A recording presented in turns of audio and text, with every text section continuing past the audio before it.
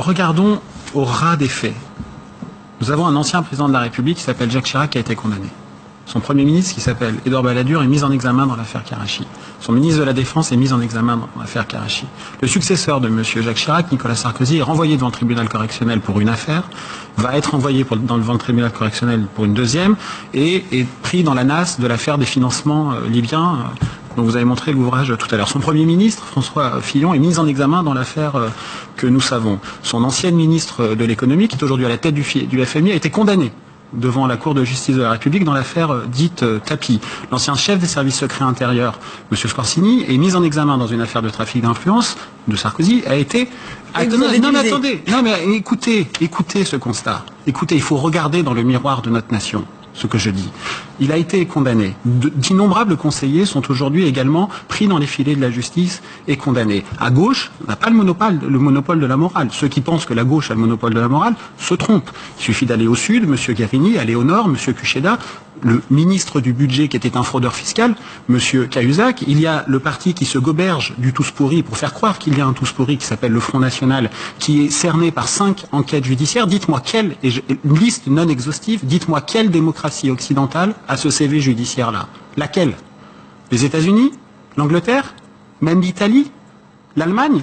Personne. Alors, moi je veux bien qu'on dise que les affaires, ce sont des épiphénomènes de la vie publique, qu'il faut mettre un peu de côté, que ça perturbe l'espèce de zone de confort de la conversation démocratique. Moi je crois que c'est une grande alerte politique. Je crois que ça nous dit sommes beaucoup. Une exception en France? Je pense que ce que je viens de dire en termes de constat, qui est non exhaustif, doit nous alerter sur la gravité de la situation française et qu'il faut peut-être, de ce point de vue-là, arrêter de regarder les autres avec surplomb et se regarder en face pour faire notre examen de conscience. Vous parlez de l'affaire des financements libyens tout à l'heure. Je vous donne un exemple pour qu'on comprenne, que les gens qui nous regardent comprennent. C'est une affaire mondiale. Corruption internationale, des paradis fiscaux, en veux-tu, en voilà, avec des conséquences géopolitiques, la guerre. Bon, il n'y a pas un juge d'instruction détaché à temps plein sur le dossier. Il n'y a pas un procureur détaché à temps plein sur le dossier. Il n'y a même pas un policier. Vous m'entendez? Il n'y a pas un policier détaché à temps plein sur le dossier. Pourquoi, selon vous? Mais parce que la classe politique de droite, de gauche, tout ça n'est pas un propos idéologique, ne prend pas la conscience des enjeux de la lutte contre la corruption qui sont, de mon point de vue, aussi importants, pas plus, mais pas moins, que les enjeux contre le chômage ou contre les déficits publics. D'ailleurs, c'est parfois lié. Il faut quand même avoir conscience que la Cour européenne des droits de l'homme, c'est la justice supranationale, c'est la justice au-dessus de la justice des justices nationales en Europe, a quand même dit que les procureurs en France ne peuvent pas être considérés comme des magistrats parce qu'ils ne sont pas indépendants. Vous vous rendez compte de l'humiliation? Bon, et ça, ça veut pas dire que les procureurs sont tous vendus au pouvoir.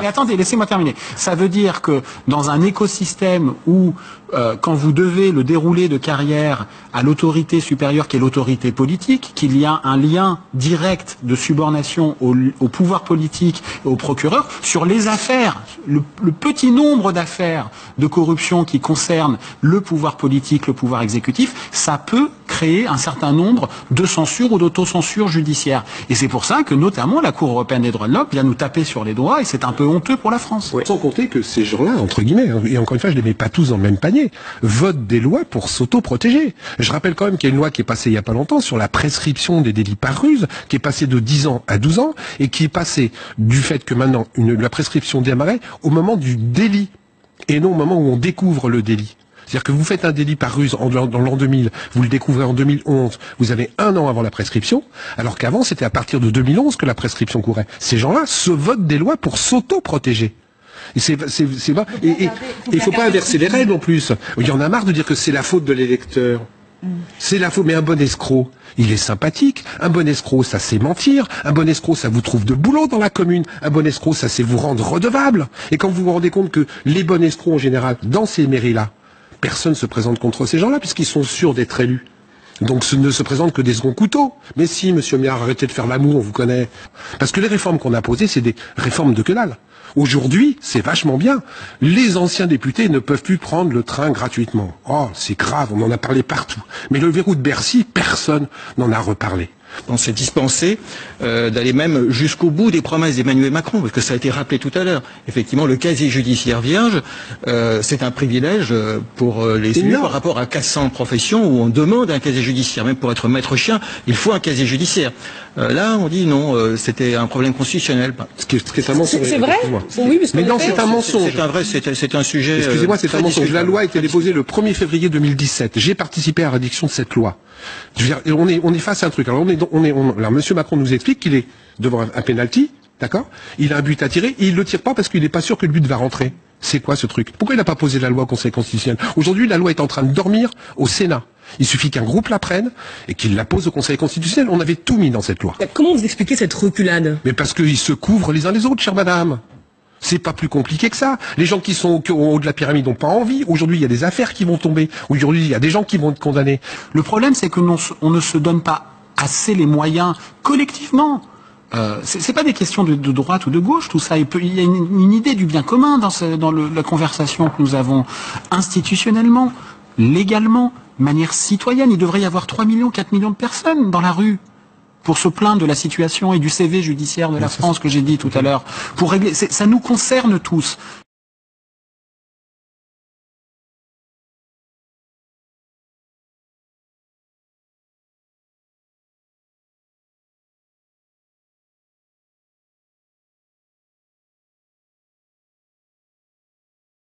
En fait, nos représentants, en fait, des félons, des traîtres ont obligé l'État, nous ont obligés à nous endetter auprès d'acteurs privés, donc des gens qui, par définition, ont de l'argent. S'ils peuvent nous prêter, c'est qu'ils ont de l'argent. À nous endetter auprès de ces gens-là, en leur payant un intérêt. Et cet intérêt, alors il a grandi depuis 1973. Et si vous regardez les déficits, alors les déficits de chaque année, ils sont égaux au service de la dette. C'est-à-dire que s'il n'y avait pas la dette, on serait resté à peu près, grosso modo, on serait resté à peu près à l'équilibre, à peu près. C'est-à-dire qu'en fait, le déséquilibre, c'est la formation de la dette et le service de la dette, pas le remboursement. C'est inaccessible le remboursement, ça fait trop d'argent. Le service de la dette, juste les intérêts, l'État le prend par l'impôt sur le revenu et le donne aux riches. Mais c'est incroyable qu'on accepte un système pareil. C'est juste incroyable qu'on accepte. C'est incroyable qu'on appelle représentants des gens qui sont capables de nous trahir au dernier degré comme ça. On appelle représentants des gens qui sont capables de nous trahir au dernier degré comme ça.